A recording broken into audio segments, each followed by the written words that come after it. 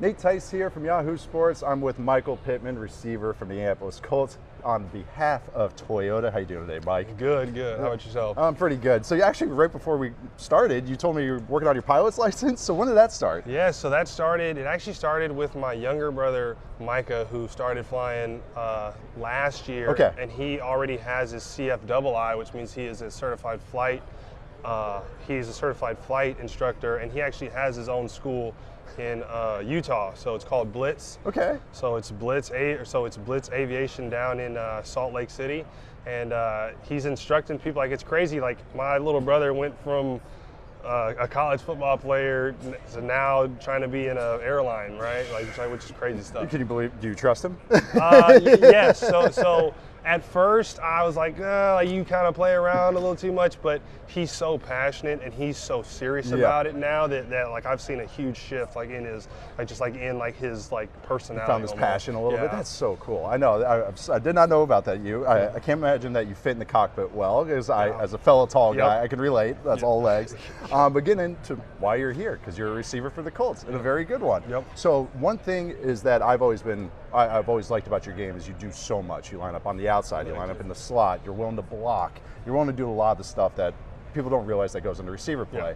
What would you say is something that's underrated with playing receiver that some people don't think about? I'd say the underrated aspect is that people don't realize how creative receivers have to be, or any type of route runner, because you could run a super crisp route, but let's say that DB has seen that route 3 times last week, or you've already ran it in that same game, and now you have to put some extra sauce on it, right?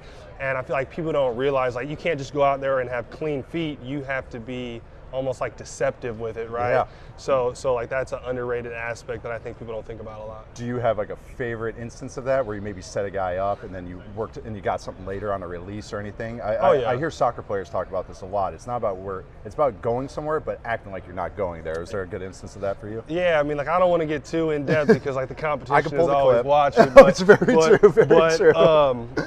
Basically just some misdirection stuff. So let's say that I ran a bunch of in routes, right? Yep.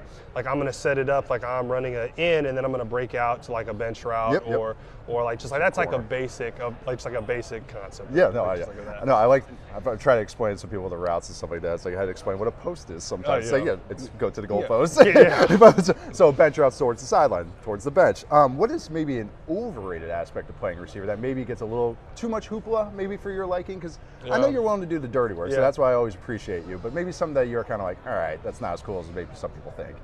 When a receiver doesn't get targets in a game, it doesn't mean he was getting locked down. It just means that the game just didn't go his way. There's been many times where I've seen guys be wide open for an entire game and they just didn't get the ball, and then people are like, oh, he got strapped up. No, he just didn't get the looks. Or there's cover 2 every single play or something like that. So. No, I saw that you guys too, because you guys have a lot of talented receivers in your room and everything. So what would you say maybe this next step for the Colts? Because you kind of guys had an up and down year, some injuries. I know you had your back and everything. But what was maybe one thing that you're focusing on, or maybe that you think this offense with Steichen can really focus on this offseason and into next season? Yeah, so my first thing is just healing up, right? Yeah, absolutely. And I'm in that process too. We're about halfway, which is good. And everything after was great. The scans came back good. But as a team, I mean, we just got to focus on finishing.